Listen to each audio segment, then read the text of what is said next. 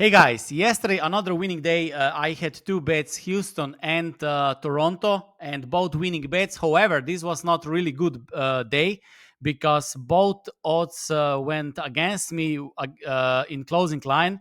So I took Toronto at 1.84. Close was at 2, and Houston 1.68, and close was 1.79. So despite the wins, this was not good day. I hope we understand this. Of course, we always need to look bigger picture, a couple of years and so on, because many times I also beat the closing line, but it is a losing day or losing bet.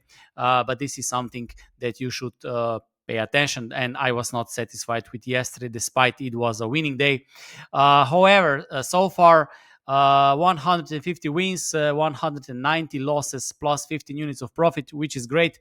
I want to reach around 30, 35 units until the end of the season. We're at the half. I think something like at the half, but let's see.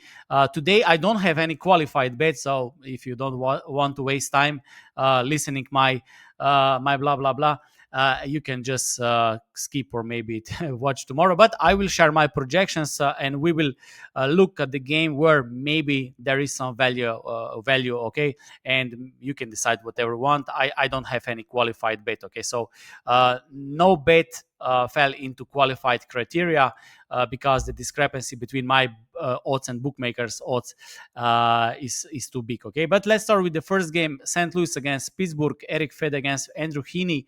Based on my projections, Pittsburgh should be small favorite, and they are small underdog.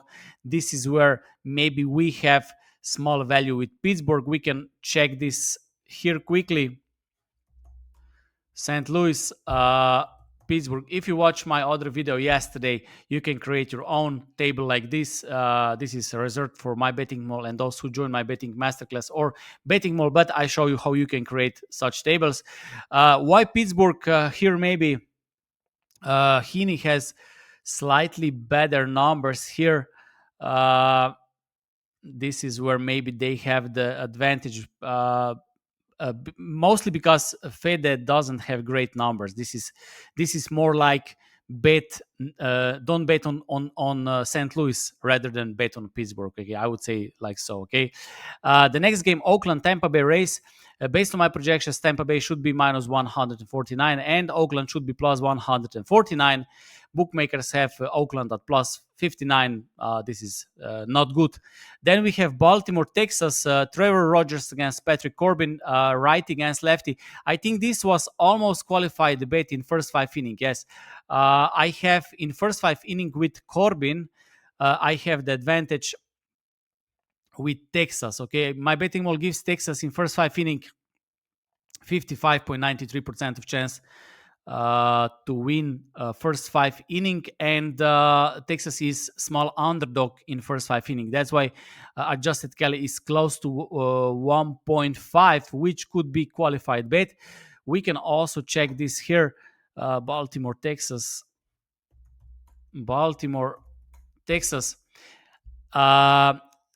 So we have Rogers against Corbin. Corbin has much more innings pitch in this spreadsheet where I track. He also goes deeper into the game.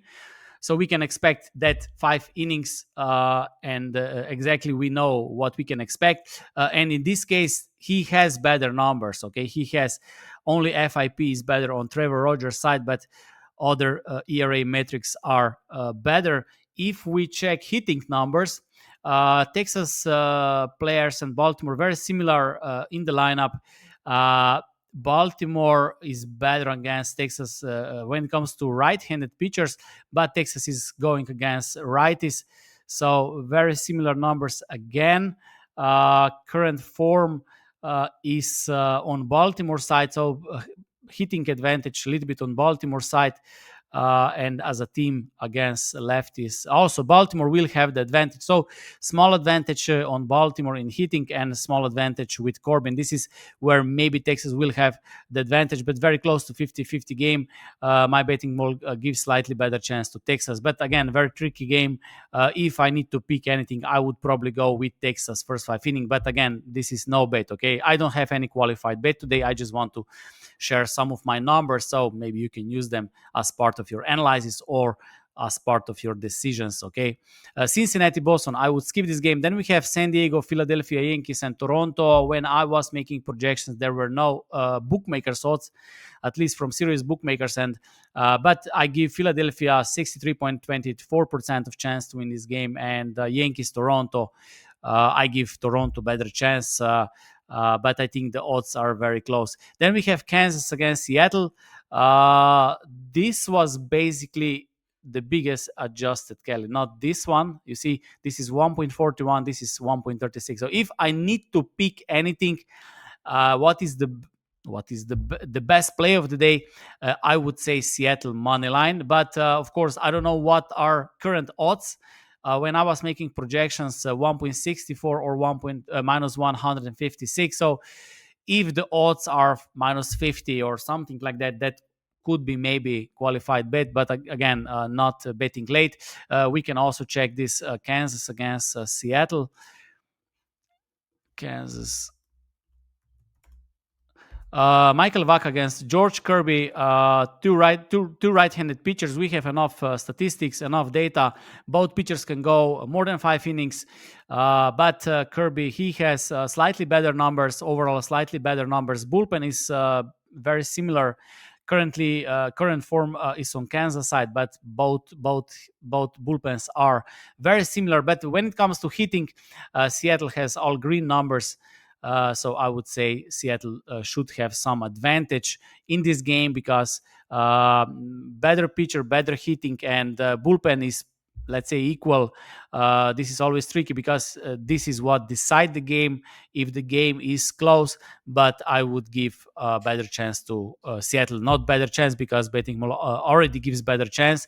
We need to say if this is enough chance to cover that bookmakers odds, if you like. So I think this is close to be qualified bet, but still the price is not there, okay? But I think this could be play of the day. San Francisco, Arizona, Vape against Nelson. My betting ball gives a little bit better chance to Francisco, but to San Francisco Giants, but still not good enough. Okay, so those are my numbers for today. I hope it was useful, and of course, whatever you decide to take, I wish you good luck. Never blindly follow anyone. Always make your own decisions. Always take your full responsibility for taking or not taking advice. And I wish you good luck.